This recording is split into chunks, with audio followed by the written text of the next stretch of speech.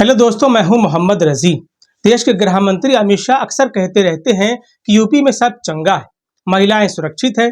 अखिलेश यादव की सरकार में शाम 6 बजते ही महिलाएं अपराधियों के डर की वजह से घरों में ही कैद हो जाती थी, लेकिन योगी राज में रात 12 बजे भी वो गहने पहनकर घरों से निकलती हैं तो शोहदों की हिम्मत नहीं होती कि उन्हें छेड़ सके। यूपी के मुख्यमंत्री योगी आदित्यनाथ भी अक्सर कहते रहते हैं कि यूपी सरकार जीरो टॉलरेंस पर काम कर रही है, अपराधियों को छोड़ा नहीं जा रहा है, उनके घरों पर बुलडोजर चल रहा है।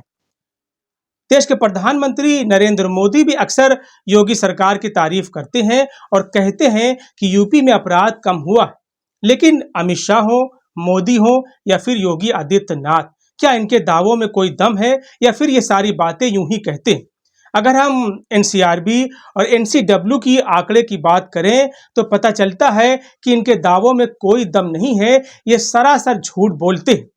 हम सबसे पहले एनसीडब्ल्यू यानी राष्ट्रीय महिला आयोग के आंकड़े की बात कर लेते हैं।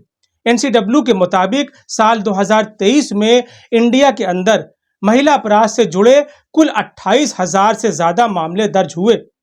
इसमें सबसे ज्यादा मामले यूपी के अंदर दर्ज हुए, यानी 16,000। आप समझिए, 16,000 मामले सिर्फ यूपी के अंदर दर्ज होते हैं महिला अपराध से जुड़े। इसमें घरेलू हिंसा, यौन उत्पीड़न और बलात्कार के मामले सबसे ज्यादा हैं। इसके बाद दूसरे नंबर पर है दिल्ली, जहां करीब 2,500 के मामले महिला अपराध से जुड़े हुए दर्ज हैं। आप समझिए कि दिल्ली और यूपी में कितना फर्क है।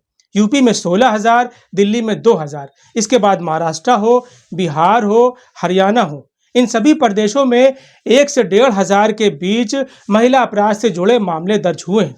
ऐसे में आप समझ सकते हैं कि यूपी में महिला अपराध कितना बड़े पैमाने पर बढ़ चुका है। और 16,000 का मतलब है कि अकेले 55% से ज़्यादा महिला अपराध के मामले अकेले यूपी में दर्ज हुए हैं। यही वजह है कि एनसीडब्ल्यू यानी राष्ट्रीय महिला आयोग की ये रिपोर्ट जैसे ही सार्वजनिक हुई, सोशल मीडिया पर आई, मेन स्ट्रीम मीडिया ने इसे कवर किया, कांग्रेस हो, तमाम विपक्षी दल ने बीजेपी को आड़े हाथों ले लिया। कुछ अपराध के आंकड़े में लेकर आई हूं जो मैं आपसे आज शेयर करना चाहती हूं। उत्तर प्रदेश के स्पेसिफिकली, हमारी उत्तर प्रदेश की आज ये हालत है। अगर हम महिलाओं के साथ अपराध की बात करें, एक वार्षिकी रिपोर्ट 2022 की आई, उस वार्षिकी रिपोर्ट में कहा कि 3,690 केस दर्ज हुए महिलाओं पर रेप के। प्रतिदिन यूपी में हर 2 घंटे में एक बलात्कार होता है, हर 2 घंटे में एक बलात्कार होता है। दोस्तों, अगर हम एनसीडब्ल्यू यानी राष्ट्रीय महिला आयोग की रिपोर्ट को एक तरफ अलग भी कर दें तो दूसरी तरफ एनसीआरबी यानी राष्ट्रीय अपराध रिकॉर्ड ब्यूरो के आंकड़े भी यही कह रहे हैं। एनसीआरबी के मुताबिक साल 2022 में यूपी के अंदर 65,000 से ज्यादा कुल मामले दर्ज हुए। इसमें 16,000 से ज्यादा मामले सिर्फ अपहरण से जुड़े हुए थे। ऐसे में आप समझ सकते हैं कि यूपी में अपराध का लेवल कितना बढ़ चुका है। ये समझना और भी आसान हो जाता है जब बीजेपी के नेता बलात्कार में शामिल हो। आपको पता है कि बनारस में बीएचयू छात्रा के साथ गैंगरेप के मामले में तीनों लड़के बीजेपी से जुड़े हुए हैं, वो बीजेपी के नेता हैं, बीजेपी आईटी सेल में काम करते थे। इसके अलावा ब्रजभूषण सिंह हो, कुलदीप सिंह सेंगर हो, चिन्मयानंद हो, इन सभी पर यौन उत्पीड़न का आरोप लगा।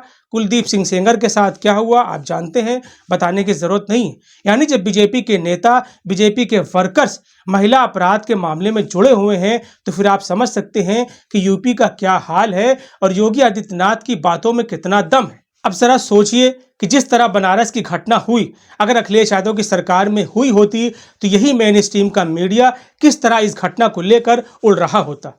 लेकिन यूपी सरकार में इस समय बीजेपी की सरकार है, योगी राज है, इसलिए मेन स्ट्रीम मीडिया के मुंह पर पट्टी बंधी हुई है। फिलहाल आज के लिए इतना ही।